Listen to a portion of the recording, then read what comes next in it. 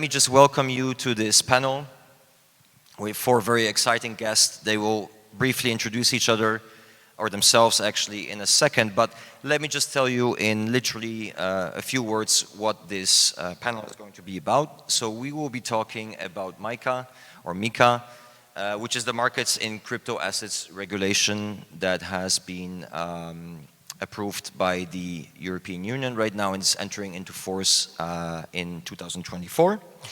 I will just read a very brief introduction, which is part of the ESMA, so the European Securities and Markets Authority website, just so you have a super helicopter overview of what MiCA is really about. So MiCA institutes uniform EU market rules for crypto assets. The regulation covers crypto assets that are not currently regulated by existing financial services legislation. Key provisions for those issuing and trading crypto assets, including asset reference tokens and e-money tokens, cover transparency, disclosure, authorization, and supervision of transactions.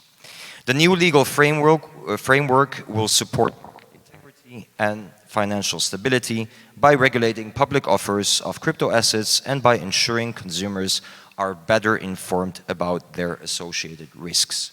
Okay, this is the kind of official introduction to MiCA by the European Securities and Market Authority. And now we're going to discuss, of course, this from a more crypto perspective, more likely at least. And let me just give the word to each one of the participants to briefly introduce themselves. So maybe starting from the back end. Yes, sure, thank you. And first and foremost, thank you for being here at the awesome Crypto Castle. My name is Mark Højgaard. I've been working in the fintech industry before it was called fintech in the early 2000s, and co-founded a company with Hans Henrik, more about that later.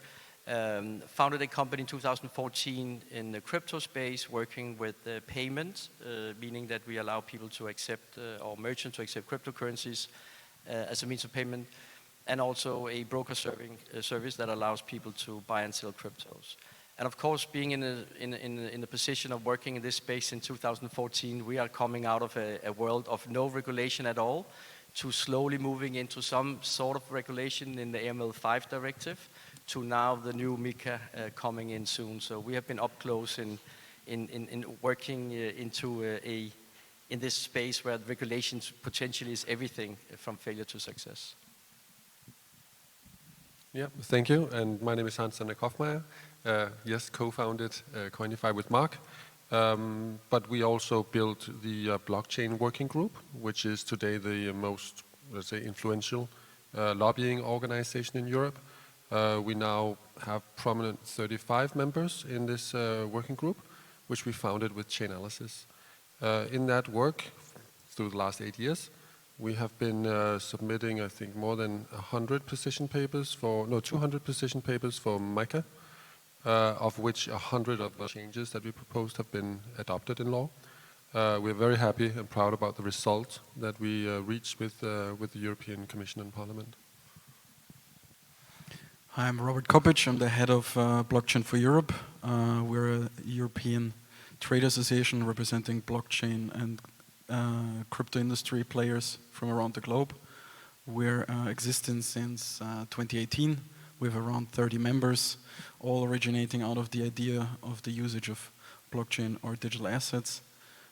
We've been very active on calling for MiCA since 2018. Basically, that was the reason why we've been founded, and we've been equally active on this issue. And I think it was generally a very, very positive industry effort when you look at the outcome. I mean, obviously it's not perfect, and that's what we will discuss, I think, later on. But overall, I think it's a very positive first step in the right direction.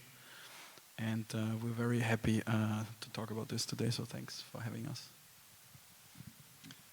Good afternoon.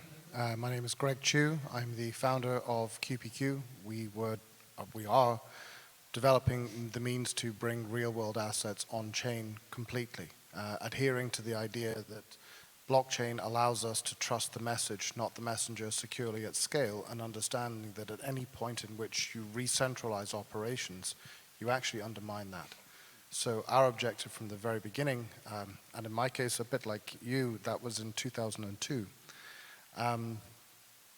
was always to actually understand what it was that regulators were trying to achieve and to deliver that with bells on. Because you see, I think when we start to understand this, it's not just about how do we transact on securities and effectively add lipstick to the existing pig that is the financial system.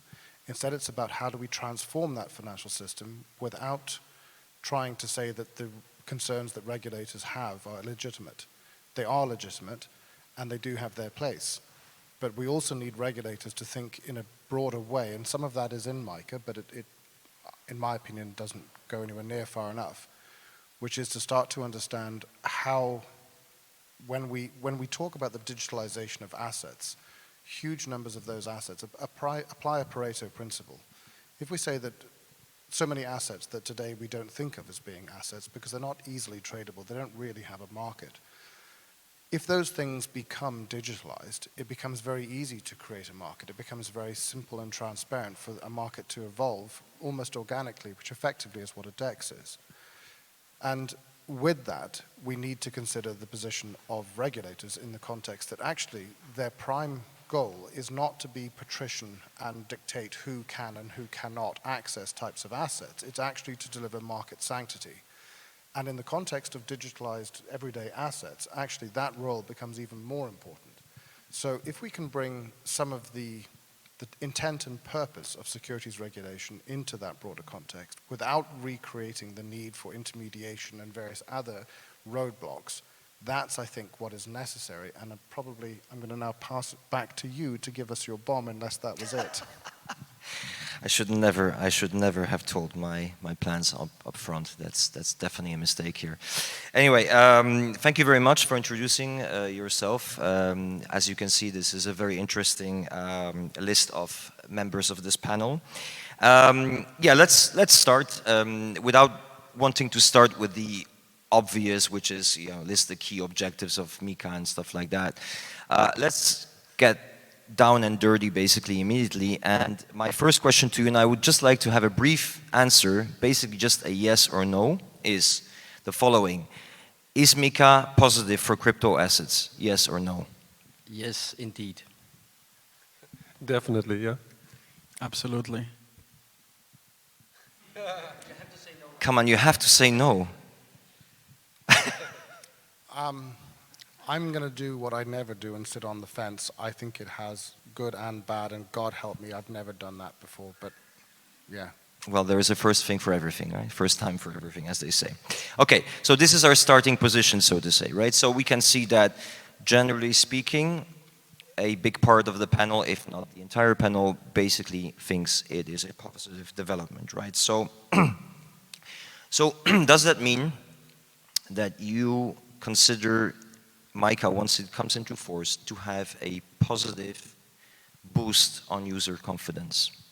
Will people be more confident in doing something with crypto assets, or is it going in a totally different direction, in your opinion?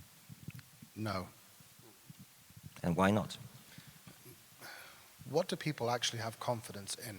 It's not in the regulated state, because most of them don't really understand. Most consumers, most people who are transacting in some sort of asset or other, really don't know anything about the regulatory status of the people they're transacting with. They don't know that Bank A has got a license that covers activities 1 through 8, and that Bank B has a license that covers activities 1 through 12. They don't actually dig into the regulated state of any given entity, so actually it becomes about brands. So the question in some way is, does MiCA lend itself to existing traditional players in the market more easily entering the crypto market, translating across what they do, and essentially leveraging that brand? Now, I think that is going to come out from this, but whether that is necessarily a good thing for those who've done the blood, sweat, and tears to get this to that point is a different question. So if it's good for the crypto industry, maybe. Is it good for the people who've sweat blood to get here? Not so sure. So if we go back to the initial question, is it positive for crypto assets? That depends on the perspective that you have, right? Yes and no. I mean, again, the big issue I have with crypto assets, and I've been saying this for I started commenting on this in 2016, so we're up to, 7 years now? Over and over again saying the same thing. Regulators need to start addressing people who say they are something that is a regulated activity and ask, are they actually regulated to do that thing? An exchange, actually in regulation, is something called a multilateral trading facility. It's an extraordinarily high standard to achieve within a regulatory framework, and none of the players in the existing system have that state. And when they call themselves exchanges, people give them the credibility of being an exchange, thinking that they're the same thing as the NASDAQ or the NYSE or the LSE, and they patently are not. So this is a way that the industry has allowed itself, in the pursuit of short-term gain, to actually corrupt the meaning of words and destroy faith in the entire industry. On top of that, we have people who are trying to convey that a cryptographic asset is this thing that has this amazing, incredible value, which, if only you had a PhD in mathematics, you could unpick the white paper and discover that most of it is copy and paste mathematics that don't actually work out. The issue is very simple.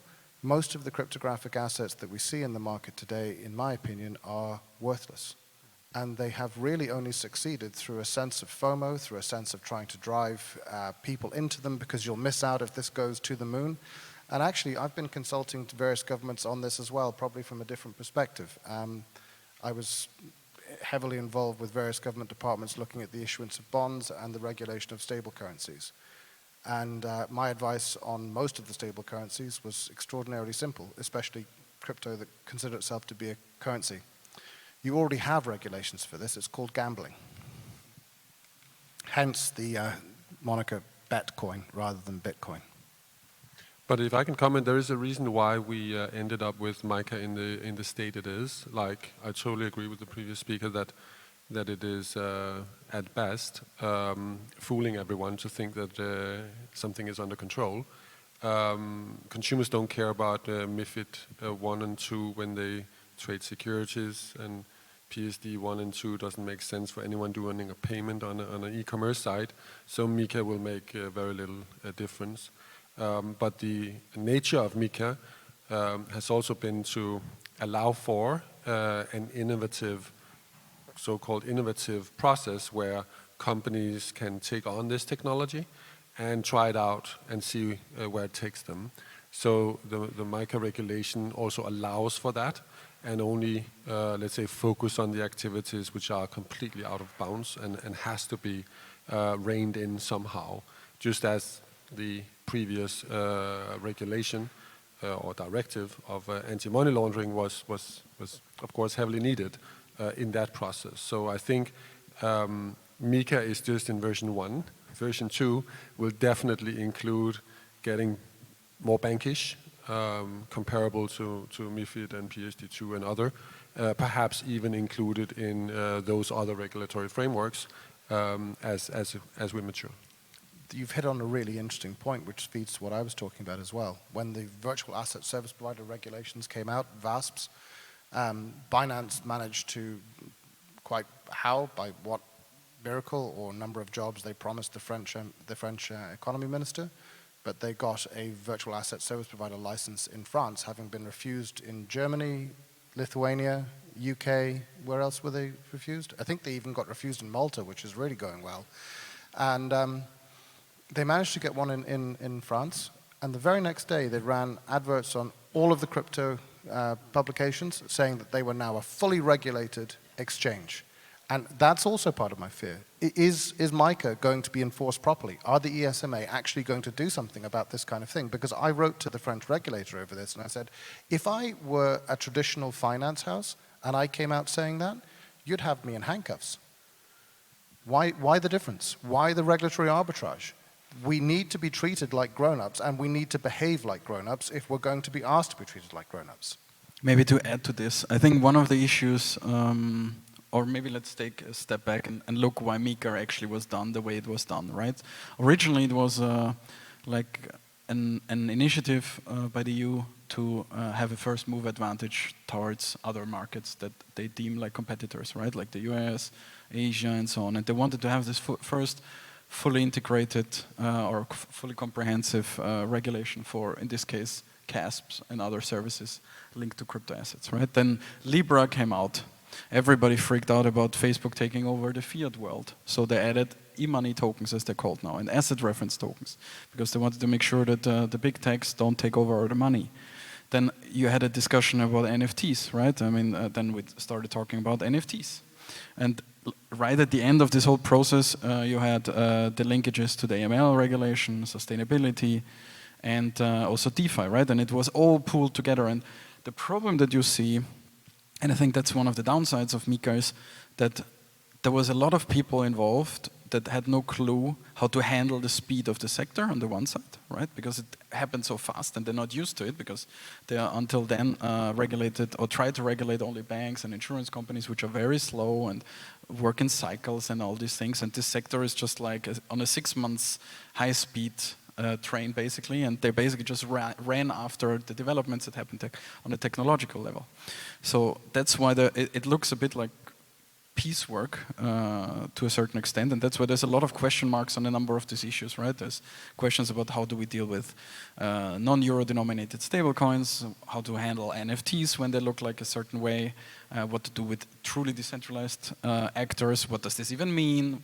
There's no definition of decentralization, and that's another issue that you see on a global level where you have IOSCO debates, FSB debates, where they talk about there's no such thing like DeFi. It's like, yeah, but what do you consider DeFi? It's like, we haven't defined that yet, right? So what I'm hearing is that you do consider it a positive step forward, but it's just the very beginning. It's just the tip of the iceberg, literally, right? What we have right now, maybe. Yeah, So I totally exactly, and that's the point from all of us, definitely. And what could derive out of this, trying to get a control of a certain industry by legislation, combined with the technology is so fast, so it's difficult to cope with all the different variations that is out there in this space, because what is crypto versus NFT of this world, right? Stablecoin, non-stablecoin, blah, blah, blah. So what could also happen, because now we have started that journey, right? It can start to over-regulate, because you're getting desperate, and then you just start the over-regulation line of work. And right now it's not over-regulated, at least how we see it. But potentially it could be, because you open up that beast of somebody wants to take a control of the industry. So it could also kill some of the creative work there is in this space, because you're getting a very narrow way of thinking. So there's a good and a bad side about these things. But I think one of the good things is definitely that what you have seen before, and that is an indirectly positive impact on the end user, that was the question, right? That some of the big companies out there went belly up overnight, and they took a lot of companies down.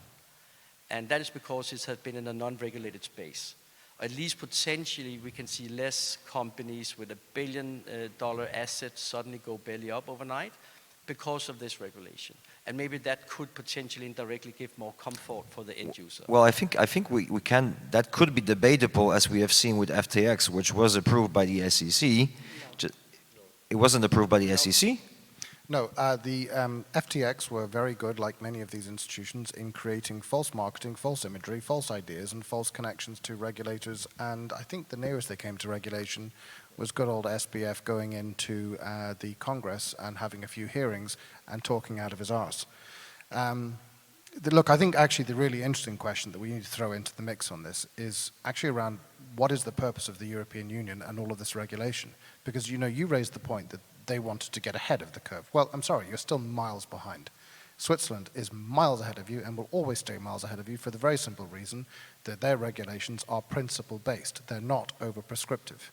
The European Union, the European Commission, almost has this obsession with creating deep state administration that forces itself upon every company. So it's like, look, we have hundreds of thousands of people who are really well paid in Brussels. We need to keep them really well paid. We cannot have this thing where you use technology. Nein, this is not good. And this is what you're up against. I mean, I'm being facetious, but that is actually the mentality. There is this massive administrative body that wants to continue to see the application of administration, doesn't like the idea that technology can overhaul this. And, you know, in the 7 years I've been talking to regulators around this, in the US, in the UK, in Europe, and in Switzerland, the sea change in talking to FINMA versus talking to any of the other regulators is like talking with an adult versus talking with a child. That's how big the transitional difference is. So it's not just about the regulation, it's about the regulator themselves, it's about the cohesion around that. And then to my point around what is it that Europe really wants to do? Because actually, if you look around blockchain, so many of the people who really are experts in this field are coming out of Europe. The universities are churning out people who are really schooled in this stuff, and actually they're going to Dubai, they're going to the US, they're going everywhere but here, right? Which means that we, as Europeans, are spending huge amounts of money educating people all the way through degrees, masters, PhDs, they're becoming experts in this, and then in order to further their careers, they're leaving.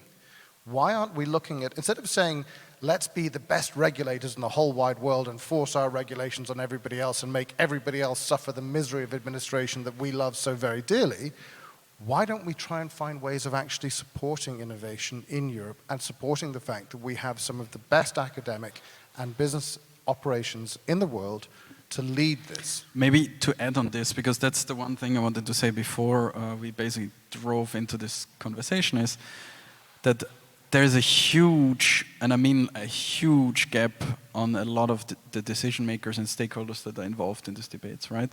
It's a really educational problem. And the irony is, and I make this joke now to all our members, is like, hey, I'm looking for a head of policy or regulatory. And I always tell them, like, please don't hire one of the commission people or the ESMA expert or whatever, because that's the one person we need and understands what we're telling them. Because all the others sitting there and is like, I have no idea what you just said, but it sounds dangerous, so let's do consumer protection rules on top of it, right? I mean, it's a bit of an over-dramatization, but this is pretty much what it is.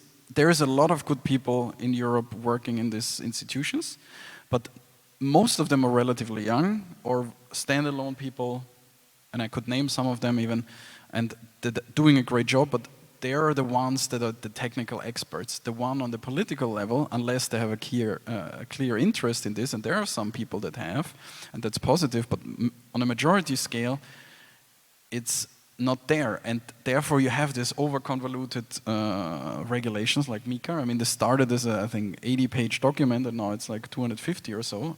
And most of it is because MiFID lawyers came in and it's like, we should align it more with MiFID because it's great. We should align it more, exactly. That was an honest response to how good MiFID is, to PSD2 and AML and all the other great ideas that came out of this. And one of the reasons why MiCA is MiCA is because a lot of people wanted to add the crypto assets piece to MiFID 3 or MiFIR 2, depending on which part, right? And the good thing is that they didn't, because they could basically make it more slim. I mean, they tried to, and end up with something more lenient and more direct, which a regulation is, in comparison to a directive where you have something that every member state has to implement their own way, and then we have to look into harmonization and how do you have equivalency and all these things and make it very complicated. So that's the good thing about MiCA, that it's a regulation, because there's one rule and everybody has to read it and interpret it the same way, right? But showcasing on the example of it, you have 27 member states that have 29 interests, or probably 55 interests, and you have to accommodate all of them. And normally it doesn't lead to less complex rules, but more complex rules, and MiCA is the perfect example of that. So what I'm just, if I may, quickly, what I'm hearing is that basically there is a lot of participants there in the formation of the MiCA that were not necessarily very experts in the field, right? Secondly, it could lean itself to over-regulation.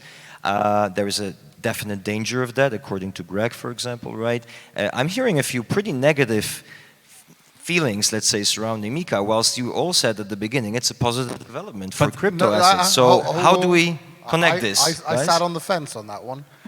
No, true. So, I give you back the honor. Look, you've hit on an interesting point. Robert's at an interesting point.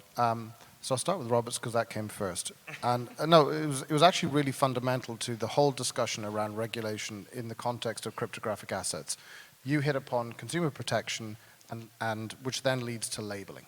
Okay, so if you look at all of the trade discussions that go on in the European Union with Brexit, with countries outside of the European area, it fundamentally assumes that consumers are incapable of reading a label. And it's assuming that people are incredibly stupid and have never been to school.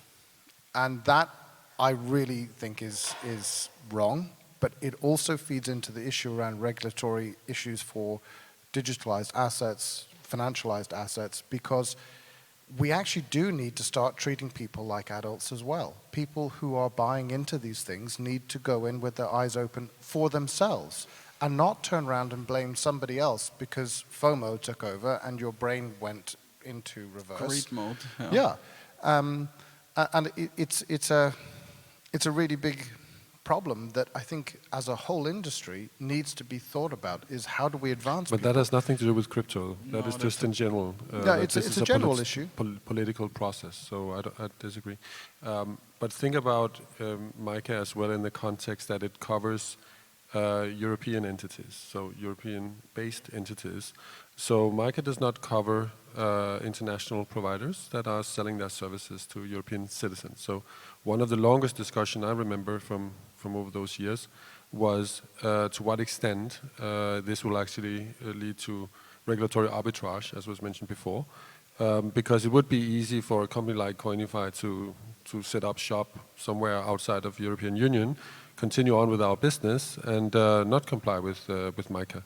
And I think this is one of the, you can say, fundamental flaws in this type of geo-fenced type of regulation, because politicians or regulators assumes that consumers are very old-fashioned. They see a billboard sign of Coinbase, and then they say, wow, Coinbase looks interesting, I will go there and trade some assets, right? But that's not how it works. People search online and they find something, and then they start, and to the previous point, they don't even read the terms and conditions, they just sign up. And I think that's a major problem, and I know it's a problem beyond the crypto industry, but you potentially could see that if MiCA is enforced and complicated, you'll just see regulatory arbitrage, and companies will just move out of European Union, and then it will not be an advantage. But could, and that's another maybe direction that this MiCA thing could be going, could MiCA become a sort of blueprint for other countries around the world to follow up upon? And if that happens, then we're kind of out of this, well, we're not out of the regulatory arbitrage because there's still differences in the regulations for sure, but could that be something that will happen now as European Union has taken the first step, basically? Hold on. The European Union did not take the first step. Well, as a big bloc, much more significant steps have been taken by other regulatory regimes like Singapore, like Switzerland, Dubai is making like Liechtenstein as well, for example. Liechtenstein as well. Right. So they can't really say that. But fundamentally, the actual issue, and you hit upon in your previous question, was these things are the result of decisions by committees. These are designed by committees. You know the idea that if you wanted to make a car that can do everything and is terrible at everything, you get a committee to design it. Well, why would you copy that? What do you think about this? Yeah, I think definitely when you're, one thing is one region like Switzerland or Isle of Man or whoever who's building their own regulation and all that, but MiCA is pretty big because it's European Union, right? So it's cross-country. So definitely I think you can say that this is one of the big ones happening out there who really moved the dial on the whole journey. And definitely in our own world, we have been in Dubai, by the way, penetrating that market and being part of the MiCA, being part of shaping it. We have definitely been having the right kind of meetings because we say, listen, we have been building it for Europe. You should definitely learn what we have learned, and you can adopt a lot of it into your own world because they have something called VARA, and they're working around how should we shape the VARA. So definitely I think it helps.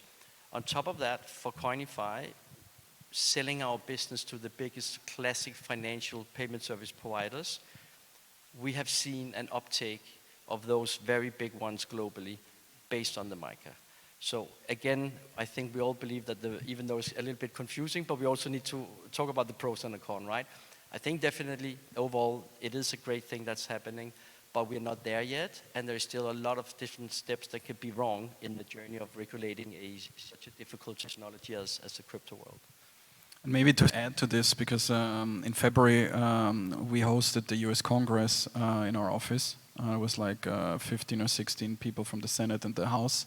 And that basically we gave an intro and overview, and then had a questionnaire about what we think as MiCA and what they think about MiCA from a US perspective, right? And in the US it's a big mess because it's very politicized, right? If a Republican says we should do this, Democrats step up and say, yeah, that's a bad idea. Didn't even hear what it is, but it's a Republican saying it, and the other way around. There's still some middle ground there, but it's very difficult to find a solution. And one of the things, normally the Americans not often tend to look at what we do. They rather do and then force everybody else to follow them in a way or not. And in this case, they're really looking at this because they can use the argument that it's a functioning thing in the European Union. They were very interested in this and how they could implement at least aspects of it, right? I mean, the main focus points for them is stablecoins right now, but they're looking into other aspects as well. And one of the questions they had was, would MiCA have prevented FTX from happening? And the Commission, FISMA, was sitting with us in the room, and they honestly said, like, look, if they would have been under the regime of the ESAs, it probably wouldn't have happened because we would have known what's going on there. It would be transparency. They would have to share insights and data, and we would have insights into what's going on there. So it wouldn't have happened.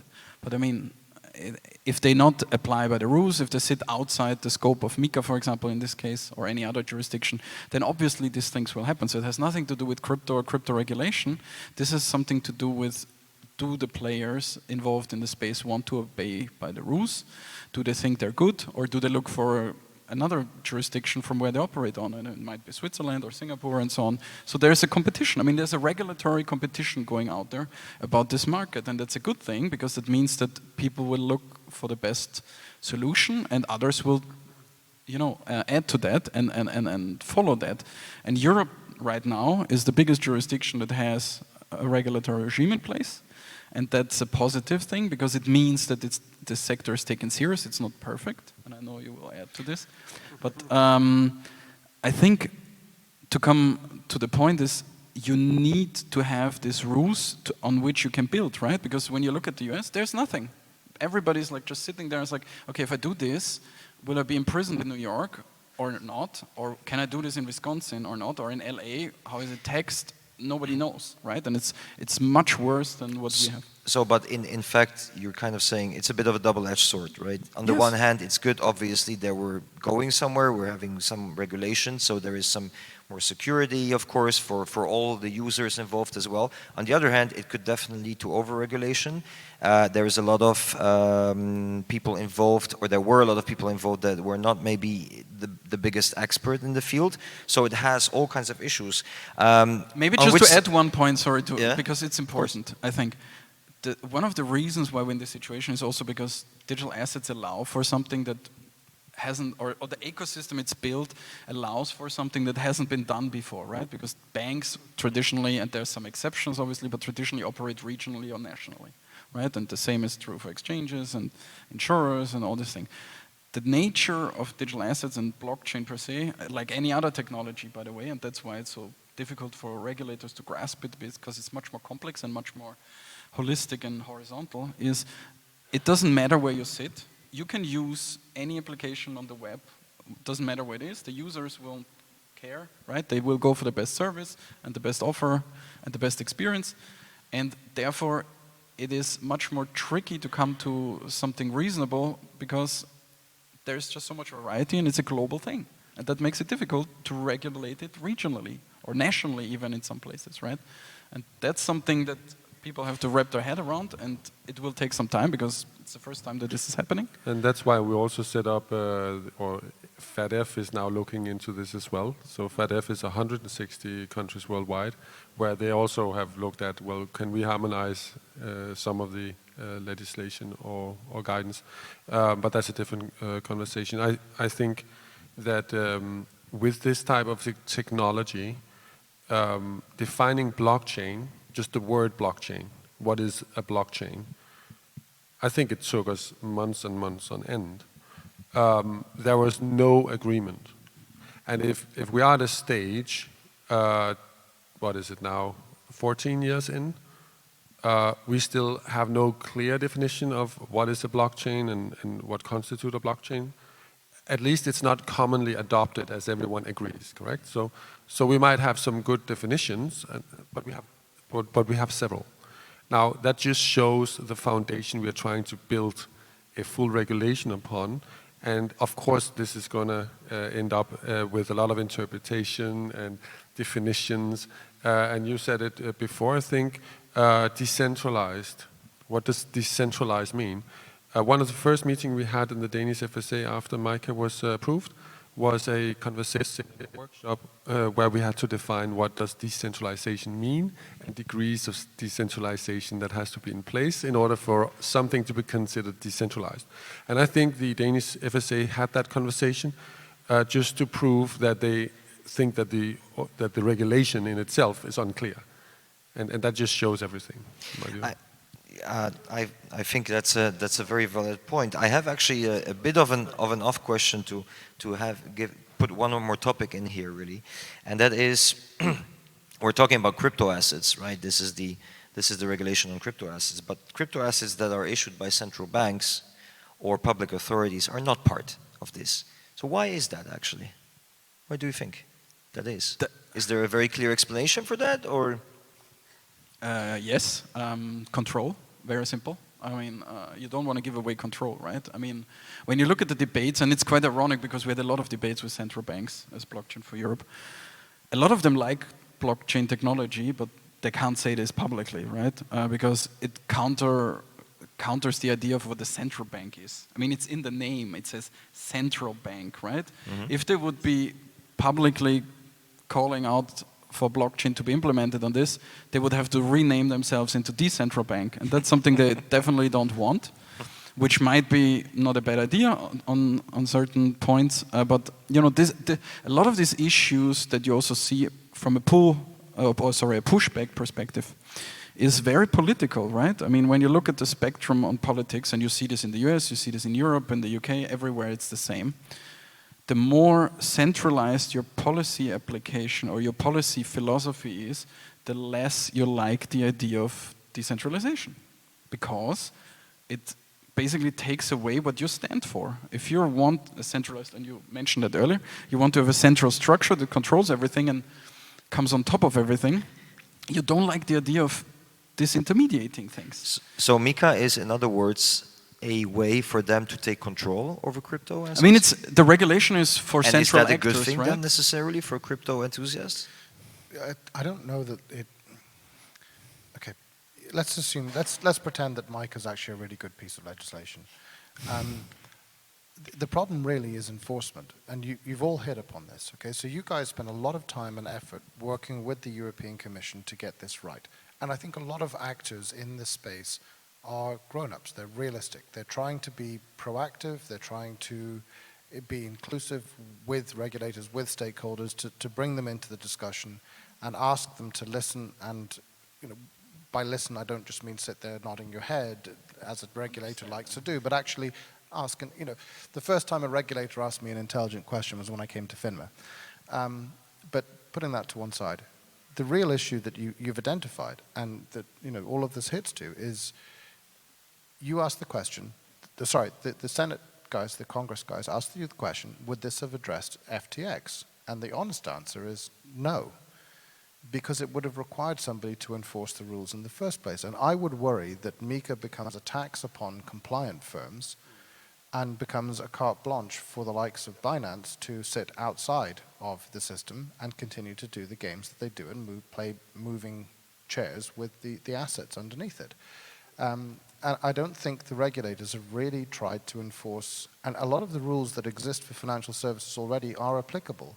I don't think they've really done a good job of enforcement, and if they really wanted to do something about FTX and their like, they could have done so 6 years ago, and they haven't. So I am genuinely worried that there's lots of companies like you guys who've put a lot of time and effort into this, you've put a lot of resources into this, you end up in a state where you're being taxed as a business. I don't mean in terms of taxation, I mean in terms of resource taxation.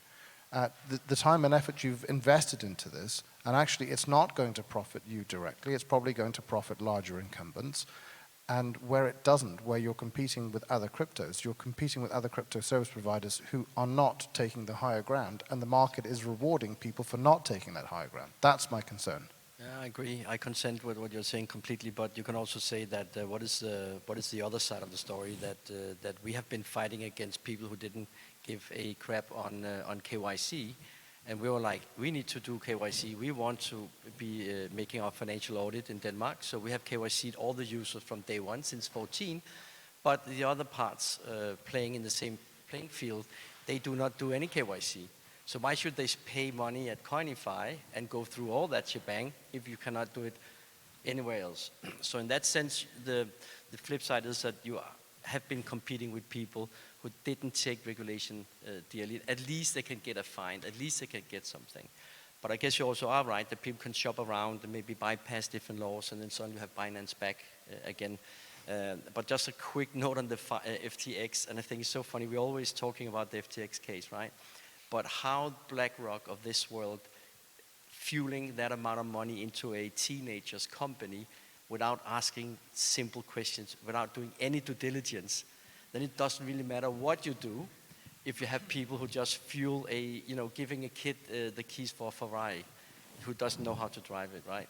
It is insane. So that's completely that takes FTX to a completely new, it's difficult to use it for many cases because what happened there is just crazy, right? Lack of due diligence from the classic financial institutions. And maybe to add to the execution part, right? How to actually do the job the regulator has to do. I think that goes back to the fact that you need people to understand, right? And that's a general issue with digitization, with regulators. That's not only applying to digital assets or blockchain, that will be the same for AI and a lot of things that come out of that, right? You need to have a new type of regulator. And not only as an entity, they need to become much more nimble, but you need to hire different staffing as well, right? You need to have people that can understand code, that when they look in the code and they say like, okay, this is making no sense, what you're doing leads to nowhere, and they can challenge those companies. And right now you have a bunch of economists and lawyers sitting there that sitting in the room with tech people and listen to and try to understand, and some do, but very few. And that's a problem on the regulatory side, and the same will be true for AML, right? The AMLA coming, they will have to hire, I think, 200 compliance officers basically, or compliance people. I mean, there's not enough compliance people in Europe to staff the AMLA that's supposed to supervise and check the implementation of the MLR and the TFR. It's hilarious because every company in the space looks for compliance officers and they're not getting them, and there will be the need for another hundreds of them that's supposed to check then the companies that come to them and supposed to do compliance. So this will be a big shit show, and they know it, and everybody is in panic. That's why they're pushing this back, because they need to basically produce those compliance officers somehow that can do the job. And the same is true for all the other stuff. And it's tricky because these are expensive, and there's not many of them, and public authorities probably won't get high quality people to do the job that they need to do. And this will be true also for every other technological application in the future, and it's a big problem. So I can hear you note quite a lot of potential dangers throughout this discussion of MiCA and generally the regulatory vibe, so to say, in the European Union currently. Let me...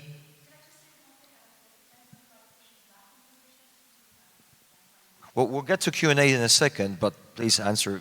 We'll give you guys an opportunity to ask questions, obviously.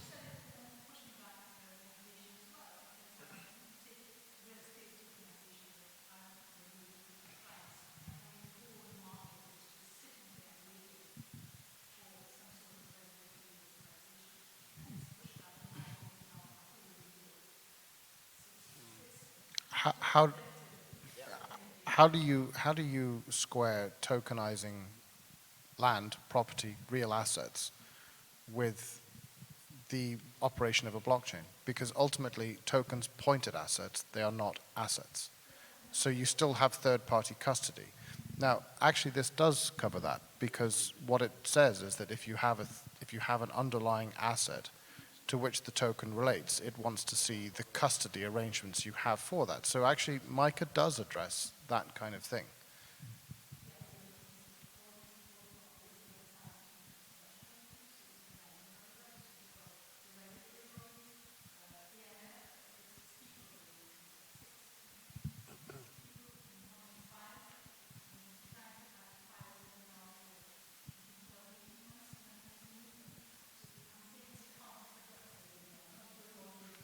Sure.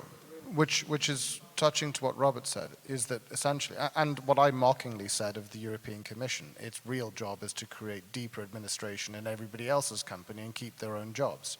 But actually, fundamentally, who really wants, who goes to law school and says, yeah, I'm going to go and, I'm going to study really hard, I'm going to go and do a law degree in a top university, and then I'm just going to give up and become a compliance officer in some forgotten company somewhere, and all of my ideas of justice and the little man will just get faded away to nothing. So maybe, just to summarize in the end, the question might maybe be, having listened to all of your arguments pro and con, have we actually opened the Pandora's box with MiCA? Unknowingly. Or maybe we could use the analogy of a Trojan horse, perhaps, as a different way of saying this. And let me just get back to my very first question, and I would like one more time all of you to answer also yes or no. Is MiCA a positive development for crypto assets? Maybe to add or to answer, or to try to answer this. Yes or no? Sorry, I wanted to answer the first question, but okay. I still believe it is, but as we just discussed, it's very complicated, right? It not depends on one specific issue. There's a lot of moving parts. It has to do with the economic situation of Europe. It has to do with yes or what you no? produce. Still, yes. I still believe it's a good thing because it's a starting point. And that's, if you see it as a starting point, then it's a positive thing, right? Because you have to start somewhere. Yes, it is still a very good thing, and especially for Coinify. We have gained commercial success, respected the market, capturing new areas.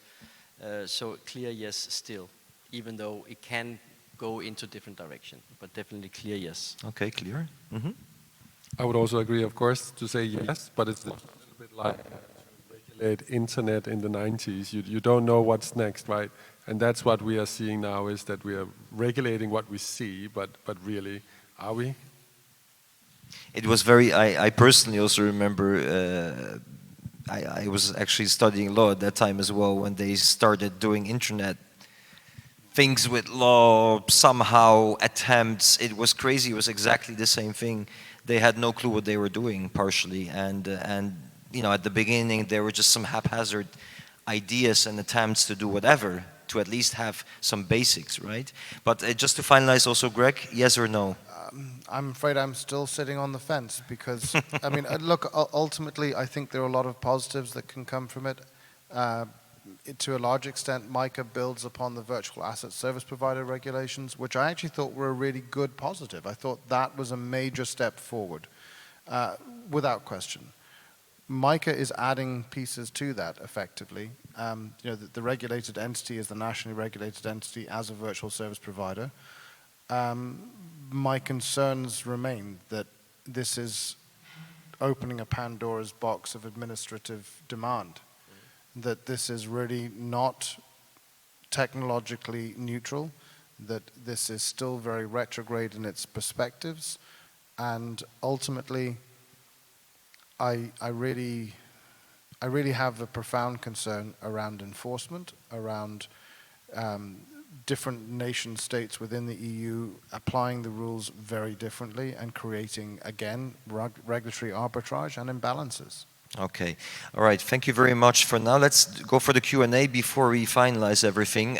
Questions from the audience, please. If anybody has, maybe we can just share one of the microphones. Please. Thank you very much.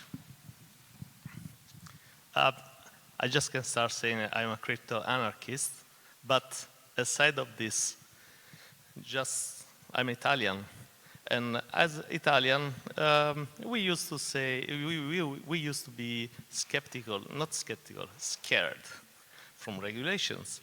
Because anytime our politicians regulate something, it's some, you know, a huge load of is coming. And I can make a lot of examples. So for Italy has please let's keep it short because we also want other people to have an opportunity to ask a question. Yes. Okay, thanks. Italy had 2,000 drone companies. Then they suddenly decided to regulate the drone manufacturing. because they were afraid that somebody could send a drone against, something. So basically, they made a authority that have to give this license of drones. Italy had 2,000 companies in drones, and you know how many companies this authority gave the license to work? Only one. That was administrated by the research center. And the same with the tokens. No, you could work in cryptos in Italy because Italy was the last country in Europe to join the European regulations, the last one. So just to tell you. And yeah, so you can work in crypto in Italy, but they consider tokens as a financial tools, financial assets. So the financial authority have to give you the permission to, if you want to work with that. What is your question then? No, if you could I'm come just saying, you know how many companies they gave the permission? Zero. The CONSOB, okay, is the banking authority. The banking authority will never work with the cryptos, okay?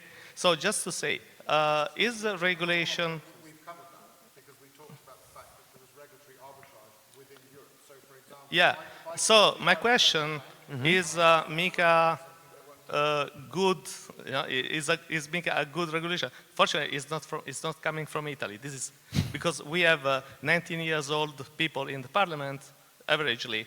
They used to ask their secretary to print the emails because they are not able to. Really, this is true. I think we answered the question already. If it's good or not, everybody gave their opinion.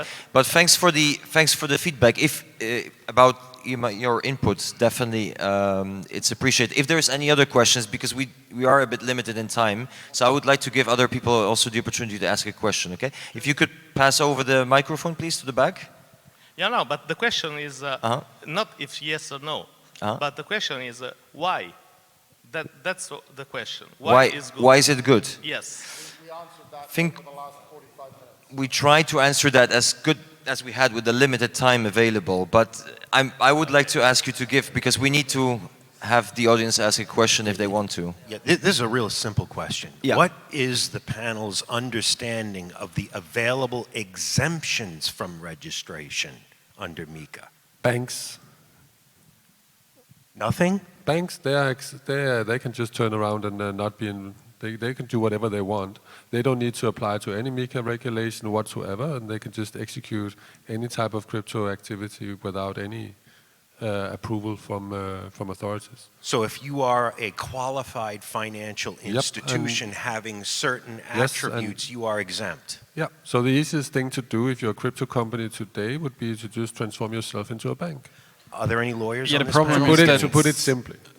What defines a traditional financial institution? This is a banking license. Just a banking license. No capital requirements. Yeah, all of the banking requirements. But under yes. MiCA, are you required to be exempt having a certain level of capital as a banking institution previously registered under EU banking laws? It's a little bit more of a caveat that requires... In essence, MiCA, a bit like virtual asset service provider regulation, is a lighter form of regulation than that for a financial market infrastructure operator and or a major financial institution. And as you've correctly identified, both of those would have much harsher, much more profound requirements and demands upon their capital adequacy. So what you're really saying is MiCA is for banks. It ain't for guys like us. No. No being a definitive answer. Thank you.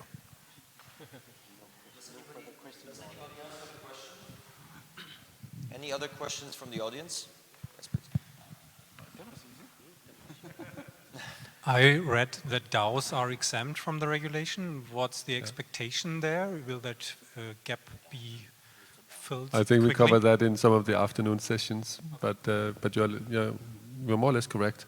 At least if you have launched a white paper before MiCA comes into effect. Isn't that the case? If you have launched before. So if you have a decentralized stablecoin project where something is pegged to a euro, I think you should launch it now. Yeah, that's the irony, that if you issue your project or launch your project before 30th of June 2024, which is the first date of application of MiCA for stablecoins, then you can smooth yourself in and say like, look, I published everything. If you do it afterwards, you have to explain and prove that you're decentralized. And as you learned hopefully today is, there's no definition of what it is. So that means you have to prove with your own words, with a bunch of lawyers probably supporting that case in a very costly way, that what you do is actually decentralized. And the people will look at you and like, right, okay, you're licensed now here. Please do that and that, right? And that's something, I think it's a bit of a weird thing, but that's how it is. Or you comply with MiCA. I mean, you can also just launch your project after, and then you could just, but then you need to comply with MiCA in all aspects. Then I have a final question, maybe to you guys. If you feel, considering what you just said, that perhaps once MiCA comes into full effect, will we see a huge exodus of crypto asset companies or crypto asset related companies from Europe, from the European Union? I mean, you want to go first? It's actually a difficult question, but in general, I believe that you will see some companies that is a bit more anarchistic. They have a more difficult way of acting. So the companies who want to play ball with the regulatory frameworks, like Coinify, who selling our products, is also commercial incentive. Selling our product to classic financial institution, definitely that will leverage our business. So to all of you who's also anarchists, and we also kind of rebels, we all started in 14 being a little bit rebel, otherwise you're not interested in the whole game. But I think in general, MiCA will put things in order for some people in the industry. Hence, still, there are so many different variations of this technology, so it's completely impossible for MiCA to completely control this environment, meaning there will always be room for anarchist creativity and a little bit under the radar, because it will never be controlled completely. So I think it's there's for some companies it works, for others it doesn't. And hey, we haven't regulated internet, as we said before. We have regulated the most important stuff, thank God. And in a year we will sit here and talking regulation of AI, which is completely impossible, right? So so to make it short, I think MiCA is better than the alternative, but there's still room for navigating under the radar, because it is impossible to make that complete control, in my opinion. The point about AI is actually really interesting, because it touches back to how we regulate. And we actually had we had a really interesting conversation about this in the courtyard yesterday with a bunch of different people, and actually the people kept changing, so the opinions kept changing. It was really good. But the fundamental point was, the question actually that I kept posing to people is that when you have very prescriptive regulation, you create two risks. The first is that those who don't have to comply with that regulation become far more powerful and far more capable than that's within the rules. And the second thing is, when you become overly prescriptive, you allow people to delegate their moral responsibility to the regulations rather than to something that they actually hold to.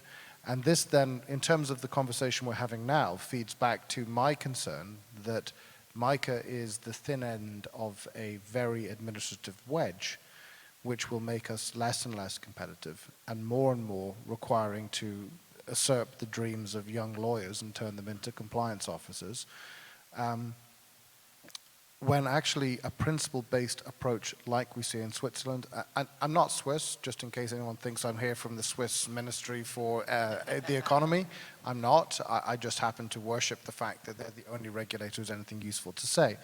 But the principle-based approach that Switzerland has taken allows for huge flexibility, both within the interpretation on their side and the interpretation on the business side, and the two to come together. And I think when you start to see regulation around AI, it's going to be forced to go down an in-principle position as opposed to administrative position, and that might actually become interesting in the context of crypto assets and how we move forward with regulation there.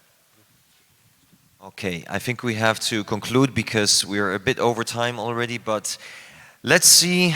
We'll probably be sitting here maybe in 5 or 10 years, and then we can probably with a bit more certainty say whether this was indeed a Trojan horse or whether it was the thing that really opened up the doors for a successful future for all of us here, right? Whether we are anarchists or we like regulation. Thank you very much to all the panelists. Of course, I hope you enjoyed this panel, and thank you once again. Thank you.